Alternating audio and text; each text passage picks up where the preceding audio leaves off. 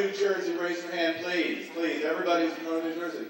Have you heard to say about the future of Social Security and Medicare? Have you? I guess not. Who's from South Jersey? Who's from South Jersey? Have you heard to say about Social Security and Medicare?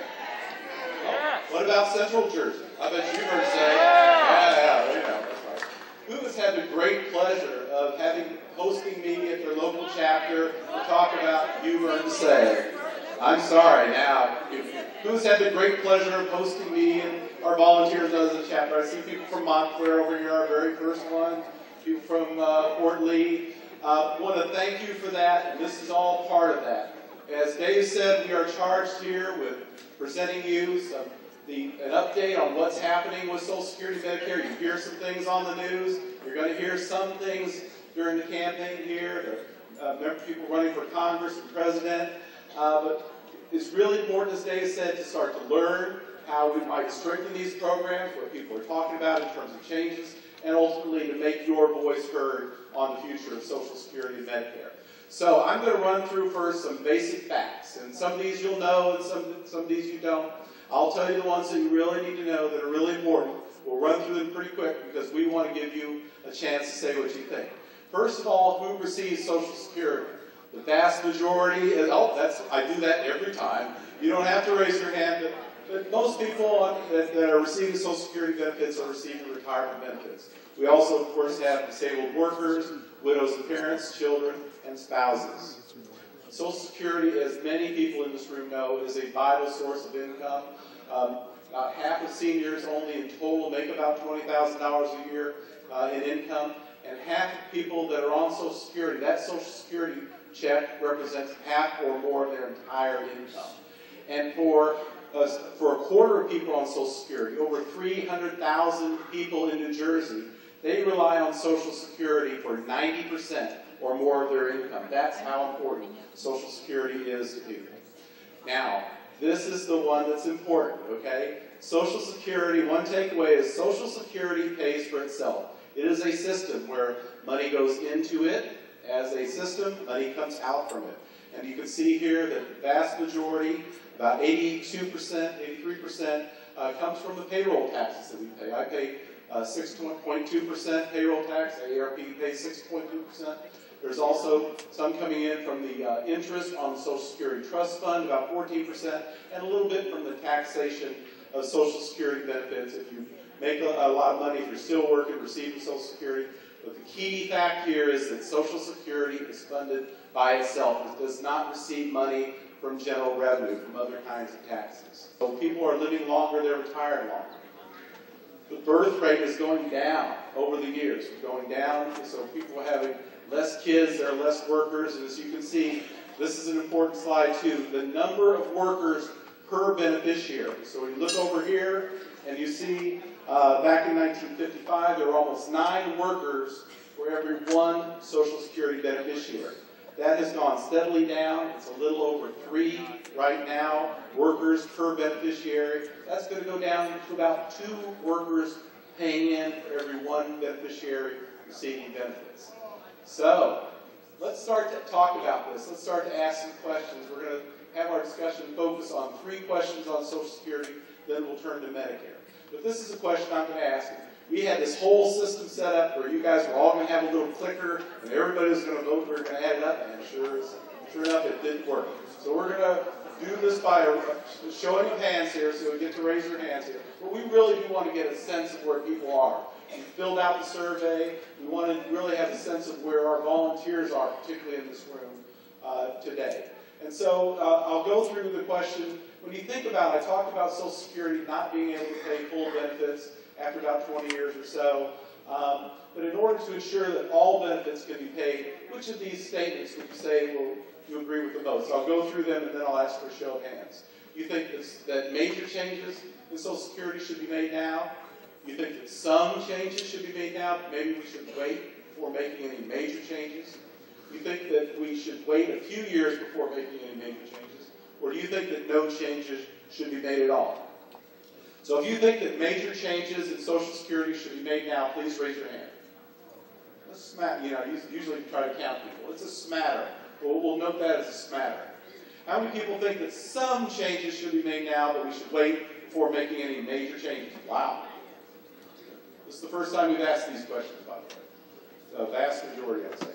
How many people think we should wait a few years before making major changes? Any major changes? A few people back there. And then how many people think that no changes should be made anytime in the foreseeable future with Social Security? A couple people. Thank you very much. Let's see what somebody thinks. Somebody who thinks that we should make changes in Social Security fairly soon, somebody feels like that's really important. We've got 3 people with microphones here. Please stand up and tell us what you think in terms of when changes should be made, whether you think it's urgent that we start to make some changes. Right down here, folks. I think that if we don't start making some of the changes immediately, we're going to have an even tougher time later on. They should be made not necessarily for those of us who are already retired, but if you start now making changes for younger people, they will have the chance to plan ahead. That's a great point. The sooner we make changes, the less radical those changes might have to be. We have another right here. Go ahead.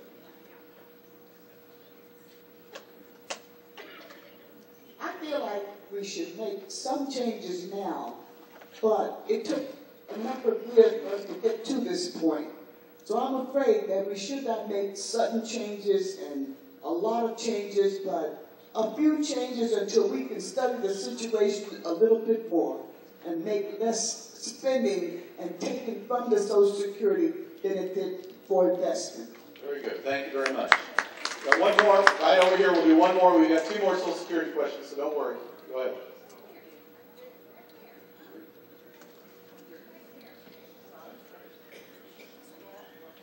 All right. Is it on? I think so. Speak loudly. Okay. I was torn between 2 and 3. But I know that we need changes. But I need to be in on the action. Because the banks were given money to release to businesses to provide jobs. And also for the states and people to do jobs or give jobs to people. They did not do it. They're still sitting on the money. I want that released so my young people can get out here and work now so they can put into this Social Security fund. I think that's what we should think about right now, trying to get jobs for our people, because once they feed into the system, we'll keep that solid. If the Social Security will have money. But I think we should do the changes, but do it over a period of time so that we do it right, so everybody will have a fair share. Because Social Security is not just for older people. It's for people that are handicapped, people that are, they just can't make it. They don't have enough money. And some people cannot work. That's great. That's great. How many people agree with that? That's great. Let's do one more statement. You'll have another chances coming forward. Go ahead. Hello. I am 84 years old. I've been getting Social Security for a long time. Ever since I was 62. I satisfied with mine, but I want more for the people who come after me. Thank you very much. Let's look at another question. Really appreciate those responses. Now, I talked about how important Social Security is. You folks here know that, how people rely on Social Security for their income. But think about that, and think about how much Social Security means to you, the amount of the benefit that you get, and thinking now about future generations. Poor people like me that would like the Social Security benefit, and think about whether we should think about reducing things that reduce benefits. Things that increase the amount of money going in. Again, Social Security is self-funded. There's only, if you're going to try to make it more stable over the long period of time, it's basically either there's less money going out in benefits or there's more money coming in. And so the question is kind of, how do you think about that? And so I'm going to go through these again, and I'll ask you to raise your hands. Do you think that Social Security is too important to consider benefit changes? That we really just shouldn't consider, particularly reducing benefits? Number 2, we need a balanced approach of benefits and revenue changes. We should do some of both. Or number 3, that the Social Security system is so broken that it should be completely changed. We should just revamp the whole thing. So if you think that Social Security is too important consider benefits changes, please raise your hand. Wow. A smattering. I'm surprised at that. And if you think that we should have a balanced approach of benefits and revenue changes, very good, very good. I'd say a vast majority. And who thinks that Social Security is so broken that it should be completely changed? Nobody. Interesting. I'm going to keep going here. We got one more Social Security question. I know I'm between you and the bus, so I want to keep this going. Now, which of these statements do you agree with more? I'm going to just read it, but I think they're pretty self-explanatory. Do you think that everyone should get the benefits that they've earned? In other words, think about people like me. If I somehow manage to live my age, if I'm not planning on it, should I be able to get that promised benefit that's on my statement? Or number two, this is one way that's being discussed to try to make Social Security more stable financially, is for people that are wealthy, not me, people that are wealthy to get less than other people when it comes time to getting their benefits. Who thinks that everyone should keep getting the benefits that they've earned, period? Very good. A lot of people, majority maybe. Who thinks that wealthy seniors have other resources of retirement income and therefore should get less? Who thinks that? Wow. We have a regional bias here. All right, let's hear a couple of people talk. I'd like to hear, first of all, somebody who says the last one, that wealthy seniors have other resources and they should get less. Who thinks that and would like to say why they think that? There's one back there. First of all, then you start dividing America into a class system, those that have and those that have not. We are against that, the AARP. And as an American, I am against the class system. Secondly, remember, legally, they are entitled to collect the same benefits as everyone else. They paid into the system. A lot of people agree with you. Thank you. Who has a different opinion? Who thinks otherwise? Right here. My concern is, I don't like the fact that if I should get the benefits that I'm entitled to, I'm one of the people that they call double dippers. Well, I paid double, so why should I not get what I put into the system? So I'm a double dipper, which I think is very wrong, and I don't get what I put into it. Very good, thank you. One more comment about Social Security. Who's got one? Let's go right here, Katie. One more, and then we'll move to Medicare. I'm sorry, guys. This is not personal to the young lady that just spoke. We, as Americans and citizens, we are paying for those who are able to double dip.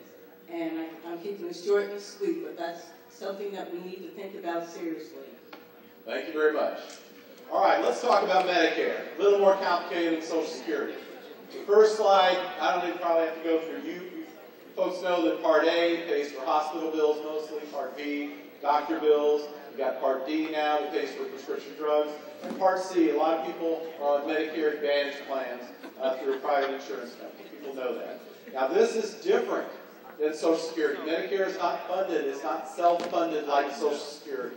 So if you look at Medicare, you look at how much is paid for into the system through Medicare payroll taxes and through the premiums that you pay, only about half of Medicare benefits, half, are covered through the amount of money coming in through payroll taxes and through the premiums that you pay, the Part B and D premiums. So Medicare only pays for half of its cost. The other half comes from general taxes, other types of income. So when people talk about the budget crisis, you know, we have a strong position when we say Social Security has got nothing to do with that. That is true. Medicare is not in that fine position. Medicare does rely on general taxes. Now, in terms of, you know, people think, oh, Medicare, you folks here that are on Medicare, I bet we have a few people here on Medicare. A few people, no, they have great health care. They have this great program. They have free health care. They have Medicare. You all know better than that. And a substantial amount, the average person on Medicare pays about $400 a month in health care through their premiums and cost sharing and such. Now, when we think about challenges, we talked about what was challenging the Social Security system. Some of them are the same with Medicare. Some are worse with Medicare, and this is one. You know, you know about inflation. You have a cost of living adjustment with Social Security every year. It's not enough. We don't have time to talk about that today. But the fact is that medical inflation, healthcare inflation, goes up a lot faster than general inflation. So each year we're paying more and more for the same kind of medical benefits no matter what happens. Second of all, the challenge to Medicare is just the amount of money that's going in. If we just look at the hospital fund, the Part A trust fund, in 12 years, Medicare won't have any money in the trust fund. We won't be able to pay hospitals adequately. Medicare is a more acute problem. We're talking about a serious problem in just 12 years. Number of people on Medicare. If you look back just 12 years ago, there were about 40 million people on Medicare. Right now, it's about 50 million. If you go forward, just 18 years from now, year 2030, in 18 years, there will be 81 million people receiving Medicare benefits. That's double in 30 years. Twice as many people coming into the system receiving benefits. And if you look at the amount of money that the federal government is paying for Medicare, right now this year, about $650 billion. That's not a small part of the budget at all. But just 10 years from now, that goes up 50% to $1 trillion. Big hunk of change. So let's talk about this. I mentioned Medicare can pay full benefits, 90% of the time after about 10 years, 90% of hospital benefits after that. But in order to ensure that all benefits can be paid, which of these do you agree with the most? Again, I'll go through them and then we'll raise hands. You think, number one, major changes should be made now. Number two, that some changes should be made now, but we should wait before making any major changes. You think, number three, that we should wait a few years before doing anything, major changes? Or do you think that no changes should be made at all to Medicare? So please raise your hand. Number one, you think that major changes should be made now? Please raise your hand. Interesting. Always that. Just a few people make this happen. How many people think that some changes should be made now, but we should wait before making any major changes?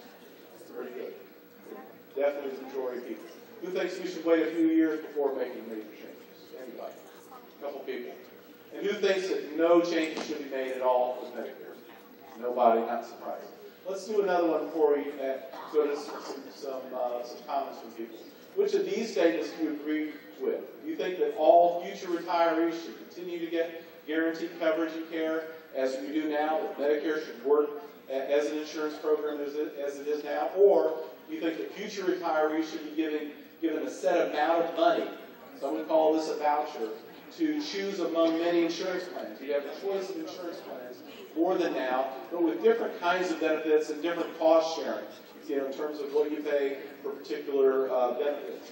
So if you believe that all future retirees should continue to get guaranteed coverage and care as seniors do now, please raise your hand. I suspected as much. And how many people think, number two, that future retirees should be given a set amount of money to choose among insurance plans? One person. Let's have a chat about this. Who would like to speak about their feelings about the possibility of Medicare becoming a voucher system? Right over here. Katie's got that. Wait, one second. I was to a new doctor, and the new doctor only took my blood pressure. And I said to my husband, if I go home and they charge Medicare $165, I'm going to report him. Good for you. He charged Medicare $165. AARP picked up the supplement. I called Medicare. Medicare didn't care. I called AARP. Didn't care. And my question is, I'm one person in the whole state. $165 just for blood pressure patients. If that was 10 people in the state on one day, times 7 days a week, look at how much fraud is going through on Medicare.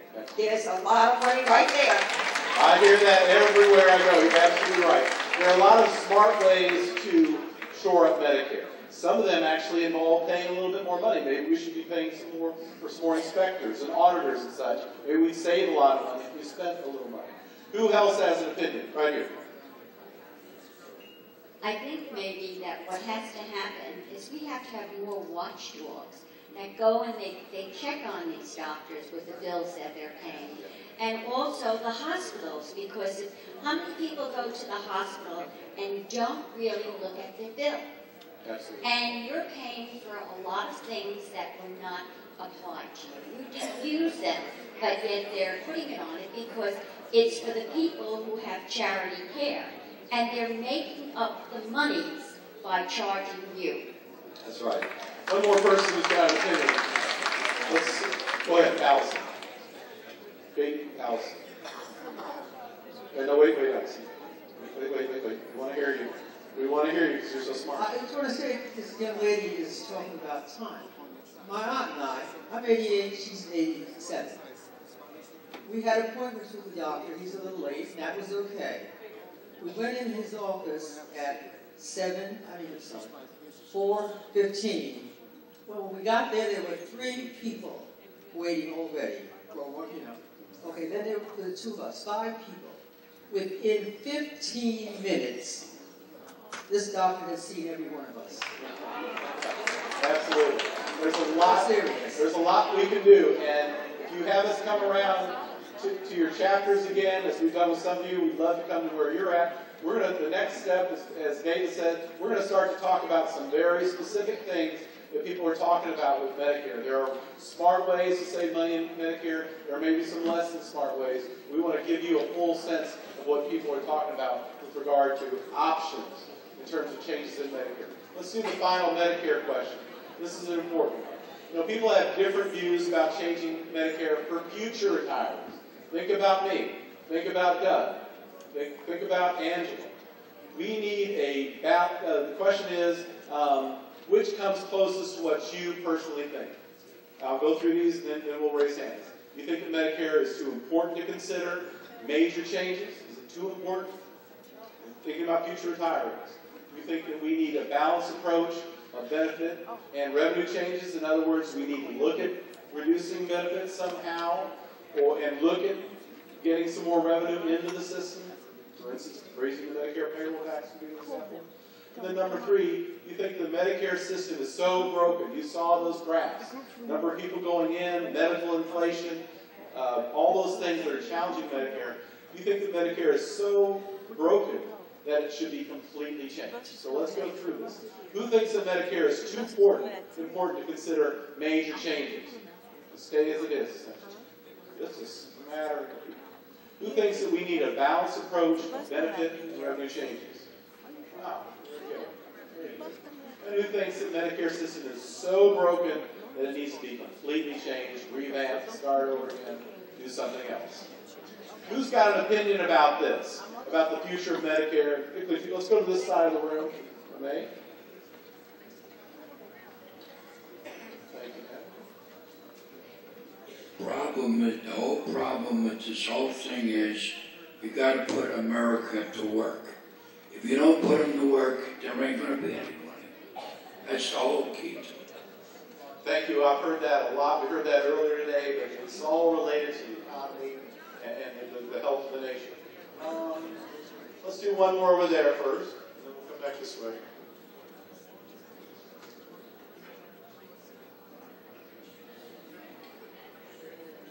God bless the old doctors. We used to go to a doctor, used to take care of everything.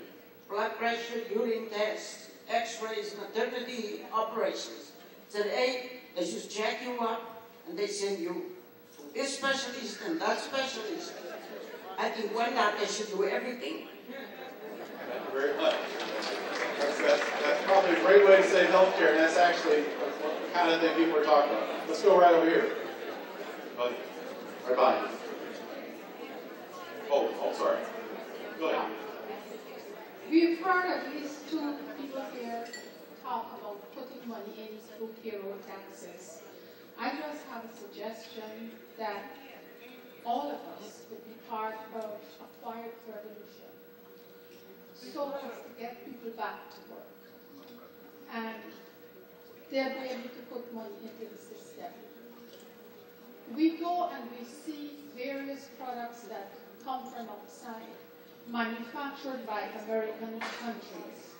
If we as consumers don't buy those products, those jobs will all return here eventually. It took at least an average of 2 decades for those jobs to gradually go out. We need to get them back here. And we do not benefit from the savings of what used to be cheap labor overseas. Because these things are no longer cheap. The prices are not passed on to the consumers. They are kept by the companies for their bonuses and things like that. So if we could just see where things are manufactured and refuse to buy it, and share that with people or we know, we could have a very quiet revolution that would help us to get jobs back here and put money into the system, as opposed to looking at both Social Security and Medicare in isolation. It's not in isolation. Thank you very much. We have a lot of really smart people that we work with at AARP members. Let's do one more comment right here. My comment is that when I see my doctors, they're getting out of medicine because they feel that they're not making enough money to even pay for their schooling. So we're saying they get too much money, and they're saying they're not getting enough. Thank you very much. As I call Dave Mullen back up to the stage, I would like to thank you all for participating. We did this in a very shortened kind of manner, as you can tell. I hope everyone did have an opportunity to fill out both the Social Security and Medicare questionnaire. I want to invite you to get involved in You've Earned a Say. How many people here know Lauren Meekham on our staff? She's great. She does all the work. If you would like to have me or one of our volunteers come to your chapter, your senior group, your senior center, any group that you work with at Kiwanis, we would be happy to do that. Just contact Lauren. We'll get you on our schedule, and we would love to be out there. We're really trying to get out there and listen to what people really think about things. So I want to thank you so much for your participation today. We're almost there, and Dave has got the prize winner.